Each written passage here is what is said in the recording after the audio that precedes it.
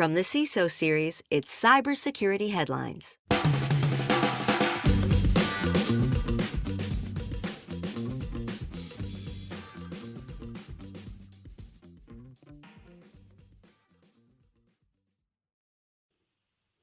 Did you fill up your gas tank this week, or maybe a couple of extra trash bags full of gas? Well, the colonial hack continues, sort of. Babiko ransomware comes out of very short retirement, and also don't expect your insurance company to cover your ransomware costs, especially in France. These are some of the stories that my colleagues and I have been bringing to you on this week's version of the Cybersecurity Headlines, and now we're going to get the chance for some insight, some opinion, and some expertise on these stories and more from our guest, who this week is Al Gauss, who is CISO of Envision Digital.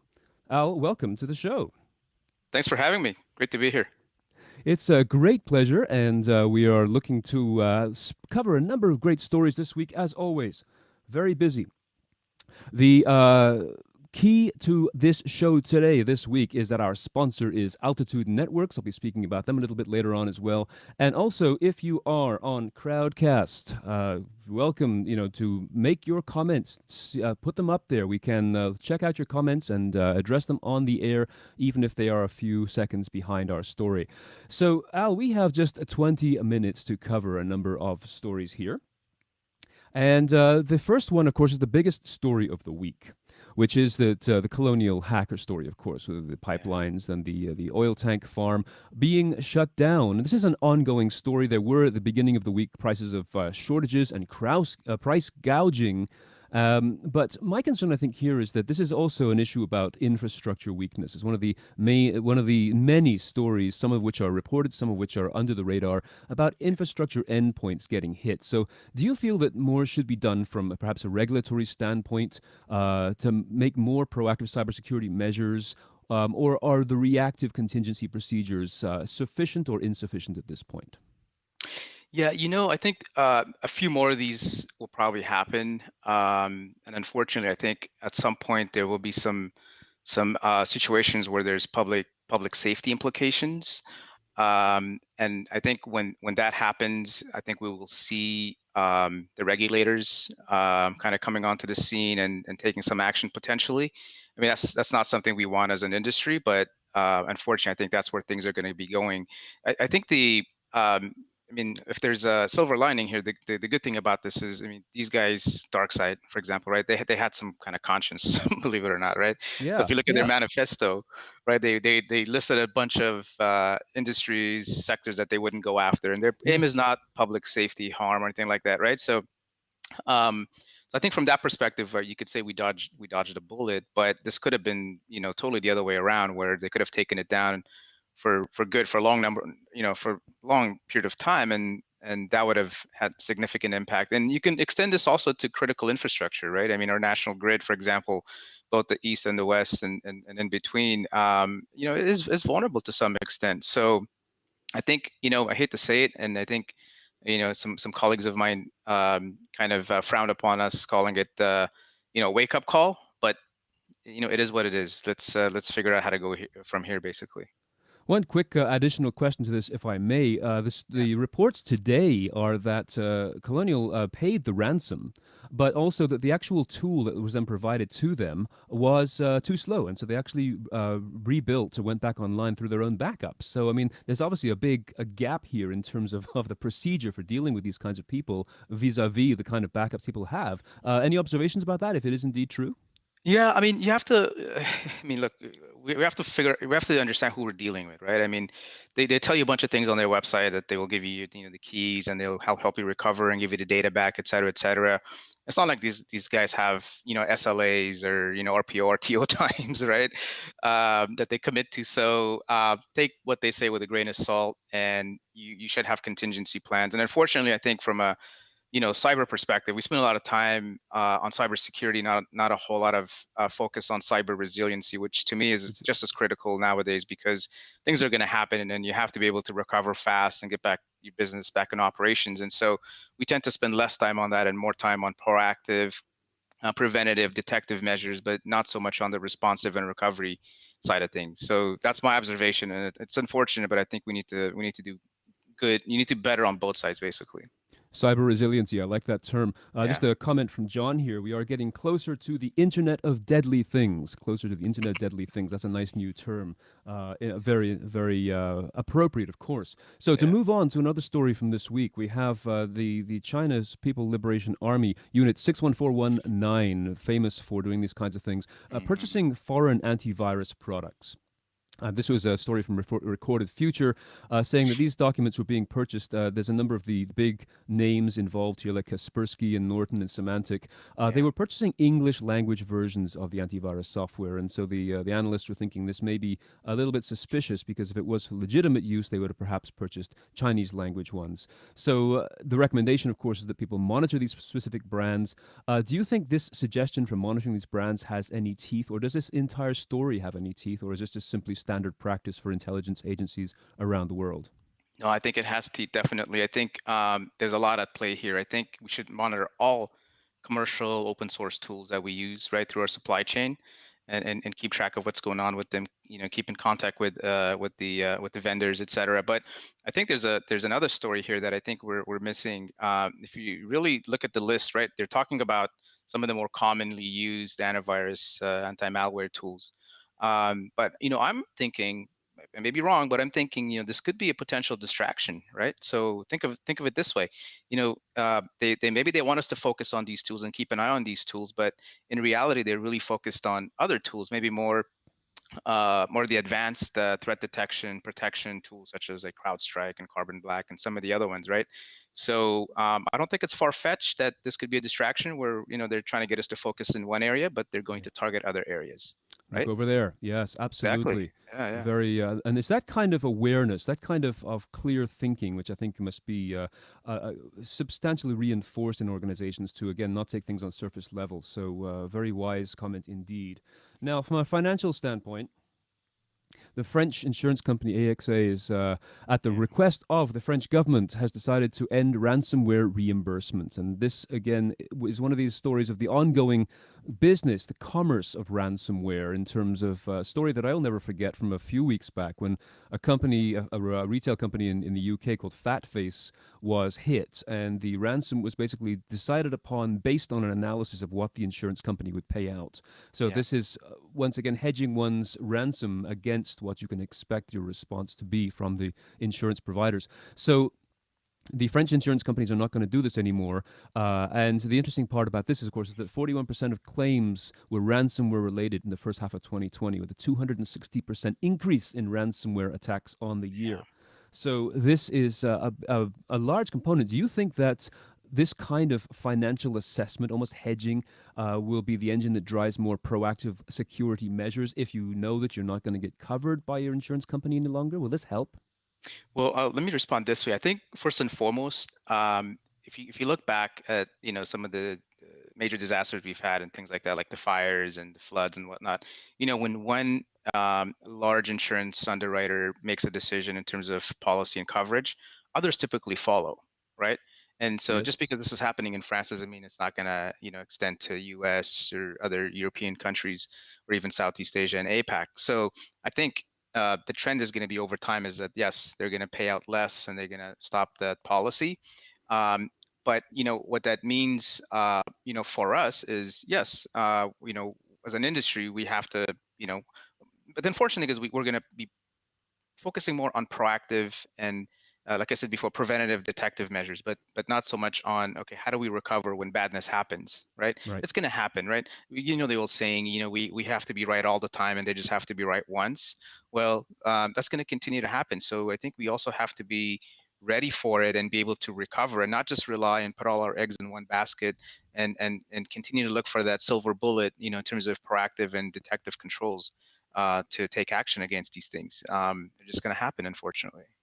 It is a challenge, and it's a challenge that will never really stop, I think. And Related next story kind of covers this. There was a report that just came out very recently, a research firm that noticed that internal risk mitigation has some rather disappointing statistics in it. There was a study that Elevate Security did that Yeah, said employee risk mitigation through things like security awareness training and phishing simulations have very limited impact on real world cybersecurity practices.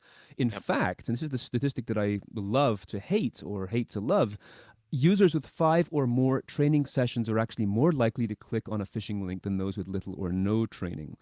So this obviously adds greater weight not only to what we're just saying about risk mitigation and coverage, but looking at stories like the GoDaddy Christmas bonus story from last Yeah, year, and also just right. this week, West Midlands Trains in the UK. Very disappointing results from their internal phishing tests. They're not well received. Nobody likes them. What are your thoughts? Is this a good way of teaching people, or have we now got the proof that this doesn't work? No, I think Elevate Security is a good company. I think they mean well, but you can take a set of data and spin it any which way you want. Unfortunately, right, in this business, I'm not saying that it's not accurate. It probably is accurate. But what I would also like us to concentrate on is that firsthand as a CISO, and I think my colleagues and peers would agree with this.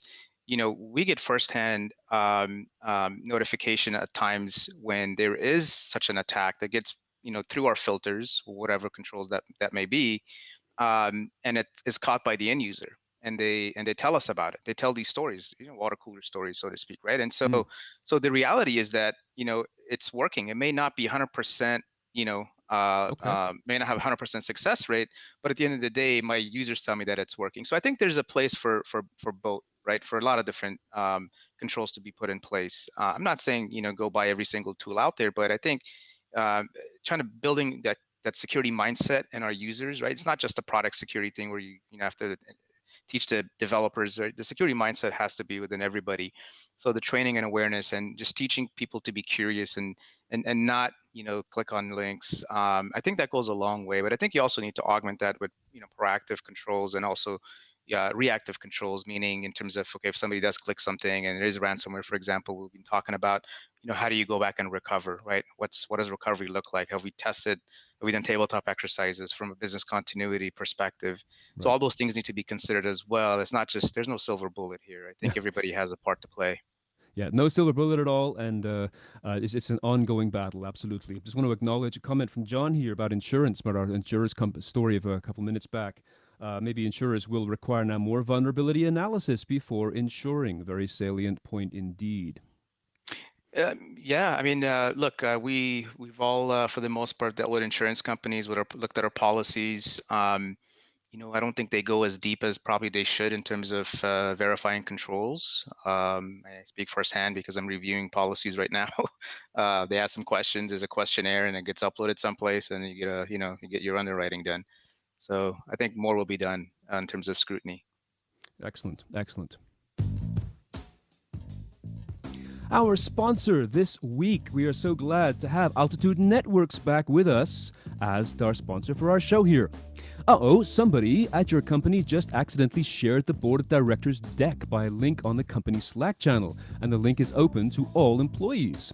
Well, I certainly hope we can take it down before the M&A information leaks. Now, does this scenario sound familiar to you? Make sure that it doesn't happen at your company. Altitude Networks provides always-on data security for G Suite and Office 365, and you can check them out at altitudenetworks.com to be sure your data is not being shared by the wrong people. So, Al, we are back, and we want to pick up now with our next story. Missed patches, which are a major cause of government security incidents. This is coming out from the BAE Systems Applied Intelligence found that this is an amazing stat. 63% of managers in the UK central governmental organization, so the government, experienced a security incident in the past 6 months. 63%, with 52% of those, half of them, coming from missed patches. This is I think a shocking concept here that 60% of departments had digital transformation plans in place, motivated by a desire to mitigate the risk of security vulnerabilities. So speaking the right language, but still a huge amount of problems. So is there anything else? I mean, we have this kind of as a recurring theme in today's session, but is there anything else that security teams can do to expedite digital transformation efforts through their own security gates to continue to modernize and reduce risk as they, promote upgrading and patching? And that's the key point here: promoting, upgrading, and patching. Yeah, and fortunately, the reality is that I think a lot of security organizations are seen as that department of no, right? And they're not looked upon as a business enabler to help the business, and maybe just provide those guardrails and take more of a risk-based approach when it comes to digital transformation. So it's a dichotomy, right? Because in one on one end, we want to promote patching, we harp on patching, but you know digital transformation and upgrading, for example, a legacy system to something more modern, you know yields the same results for the most part, right? And so we have to be able to help the business. And I think the key here is to be involved early on. Partner with the business. I mean, I know we've said it before many times. I don't want to sound cliche, but that's really what it takes. Just get down to the foundation, to the basics, and get engaged early on, build the relationships, get invited to those ideation meetings, and help figure out what the end results should look like, help guide Sure. them along the way. I mean, Yeah. the reality is we need to do that on one side, and then on the other side, continue to promote, patching or however, they do it, because that's really the key. It just seems amazing when the solution is there, but it still just doesn't get noticed or doesn't get used fully. Which kind of brings us to our next story here. It's some of these stories this week are coming out of the UK, which happens sometimes this way. But the NHS, the National Health Service, has an app which is ready to become a vaccine passport as of next week. Mm. And so, as of Monday, people who have received both doses of their patch of their COVID vaccine will be able to use this app for foreign travel, which is expected to also open up as of May 17th. It is wonderful to hear these things. This is separate from the COVID app, which they had used for contact tracing and had some privacy issues from Google and Apple last month. But they still advise people to use the app at least 2 weeks before traveling, and recognize that most countries won't accept it as any sort of legitimate passport, and the same old things still apply in terms of getting a negative pre-departure test. So do you think this kind of technology is a good idea? Do you think it'll get widespread adoption, or is it too rife for abuse and fraud? Well, I would abuse and fraud, maybe. Privacy implications, definitely, especially with the EU and UK. Yeah. But I would Yeah. argue more around its effectiveness, to be honest with you. I mean, I work for an international company. We have business everywhere, all over the globe. At the end of the day, every country has its own protocols. They don't care about an app from a specific country and what it tells them, right? They're going to stick to their guns, and they're going to implement what they want to implement. So for the most part, for example, I deal with Singapore quite a bit, right? And they have a very stringent process and policy around letting individuals into the country. You have to go through a whole lot of rigor. Same thing with China. Same thing with some of the European countries. So I think these apps go a certain, they don't go too far. They don't go as far as I think we need them to go, and I don't think they ever will. Yeah. I think we Yeah. should focus more on education, awareness. Get people vaccinated. I mean, look, there's different philosophies around vaccination, but I think if these governments spend more time on that and getting people vaccinated, just like we do influenza and things like that, I think that would yield, I think, more better results than trying to promote an app that has issues potentially right down the line. Yeah, these things seem to have great ideas. I mean, I love the idea of the app seems to be the perfect solution on the perfect device, but it just seems to be very problematic in terms, as you said, of both deployment, security, and acceptance globally. And you're quite right. I mean, I wonder if you were to fly to Germany, what the data on your app would imply. I mentioned Germany only because of GDPR specifically. I mean, it's just sort of symbolic of this kind of thing. So, Yeah. you know what, Al, we are getting close to the end of the show. It just goes by so quickly, and Oh I'm man. having so much fun with you. So, one last question for you, just a Yeah. quick answer, if I may. It's Babiko has come out of retirement. It was very Mm, short. I guess they just missed the excitement of the business. So Yamabiko, which is the Japanese manufacturer, just got targeted by them. Babuk also made the news, or their makers got made the news this week for releasing information on Washington D.C.'s police department, not mm-hmm. just simply hacking them, but Yep. releasing the stuff. Yep. So Yep. now Yamabiko is dealing with this. They have data that's already up and out on the leak site, personal information as well as product schematics Yeah. and so forth. So they haven't gone away, which is not really a surprise. Do you? I expected them to just rebrand themselves as a new name. So, just any sort of thoughts about the life of Babuk and the incredible temptation to stay busy in this industry. Yeah, it wasn't a retirement. It was more of a sabbatical, right? I think they went back and retooled and regrouped. Came back with a new strategy, to be honest with you. Beautiful. Yeah. The thing is, Babiko. this industry is ripe. It's lucrative. A lot Mhm. of these actors take this seriously. It's a job, right? If they screw up an SLA, it's bad for their business, for their brand, like DarkSide, right? So yeah, they take it seriously, and there's a lot of money to be made, obviously, as you can tell. And you know what? The targets, you don't have to be a Google, a Chevron, a GE, or anything like that.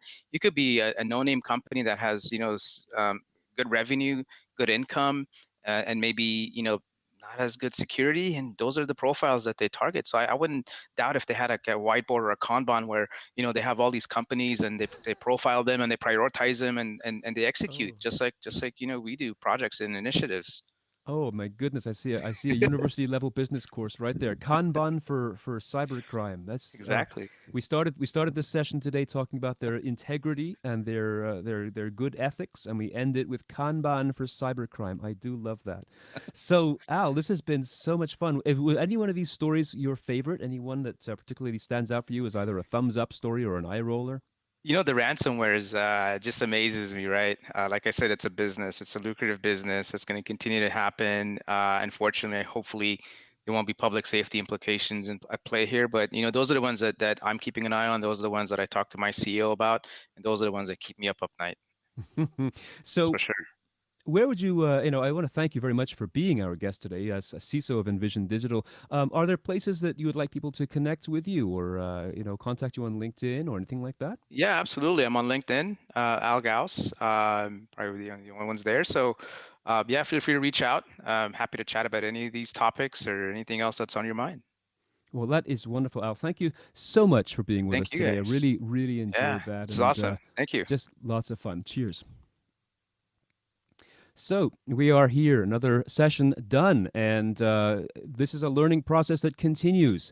And so if you're interested in learning more, make sure to check us out tomorrow, our weekly Friday video chat, this week entitled Hacking Process. And you can register to join that and the fun networking that happens by going to cisoseries.com and clicking on the Register for Video Chats button. And remember also, of course, we deliver the cybersecurity headlines every weekday, a 6-minute podcast of the news that you need to know for that day. So please check us out and subscribe to that as well if you'd like. I'll be back here next week. I thank you very much for joining us today. I'm Steve Prentice. Stay safe. See you soon. Cybersecurity headlines are available every weekday. Head to cisoseries.com for the full stories behind the headlines.